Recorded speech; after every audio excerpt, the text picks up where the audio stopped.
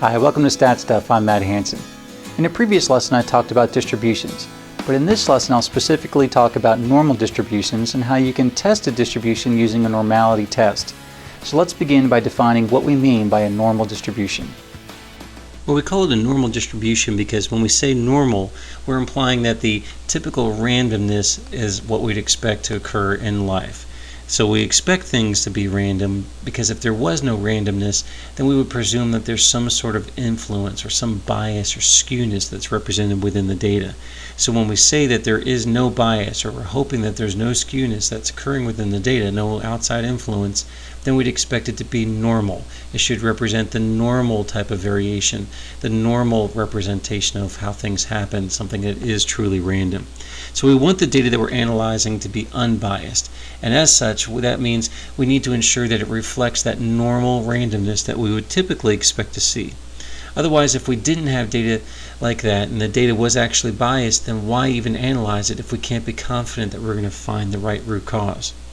Now, a normal distribution is going to be bell-shaped. The bell shape is created because most of the data points are going to fall in the middle part of the distribution. And the shape of that bell is going to be influenced by the mean and the standard deviation. We've talked about in other lessons as well, where the mean represents the central tendency, where the central area where most of the data points tend to fall, and the standard deviation representing the spread or variation. That is how spread out the data points are from the central tendency, how far spread out they are.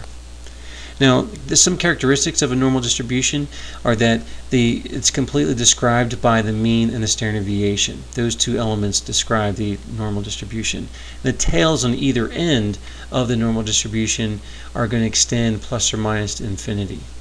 Also, the area that's under the curve of the distribution represents 100% of all possible observations. Also, the curve that we have for the bell curve is going to be symmetrical, where 50% of the data points fall on either side of the mean because it's intended to represent the center point. Also, the mean, that is the average, is going to be relatively equal to the median, which is the 50th percentile. Again, if it's truly representing the center point as an average, as it should in a normal distribution, then it should be very close to, if not exactly equal to, the median, that 50th percentile. It's important to note that just because you can see a bell curve in a distribution doesn't mean necessarily that it's normal. To verify if it's normal, we need to run a normality test. Let me say that again, that a distribution with a bell curve does not necessarily mean that it's a normal distribution. It's not uncommon that you might have a distribution that looks normal, but it really isn't. The normality of the distribution should be statistically tested, and what we would use is typically the Anderson-Darling test of a normality test or a probability plot. The Anderson-Darling is considered to be one of the most reliable tests for testing for normality of a distribution. A normality test or probability plot will plot the data on a logarithmic scale. Now, if you're going to do this in Minitab, what you would do is you would go to the menu of Stat, Basic Statistics, and Normality Test, or you can go to Graph menu and then select Probability Plot in order to get to the logarithmic scale. And either way, they look about the same when they run the same test, even though they might have different names. So normal data will appear like a straight line, and Minitab will try to fit a line along the data points. So here's an example of what might be created from Minitab, where we have our data points that are plotted on this logarithmic scale like this. It'll draw this blue line that's on here, and the data points will be represented here like with the red dots that are plotted on this scale. So that's what we're looking for. Well, we would look at it just from a visual standpoint. We might do a fat pencil test, sometimes it's called, where, as a basic example, it's like if you plot this out and you can hold a fat pencil on top of this. If your fat pencil, when you lay it down on this line, if it seems to be covering all these red data points, then chances are you have a normal distribution. So it's okay that you might have some that are deviating a little bit on here, but as long as most of those data points are going to be covered and they tend to form a straight line, chances are it's going to be a normal distribution. But a better test, again, is that Anderson-Darling test. That's going to tell you. What we look for is generally like an alpha risk of 5%.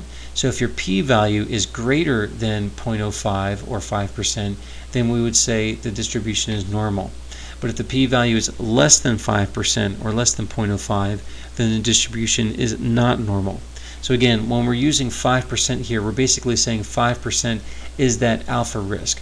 which is the percent of chance of being right when we're concluding the data is normal. So it's important to understand for some organizations, they might have different thresholds. They might use a different level for alpha risk, maybe something at a 1% or 2%, something a lot more strict.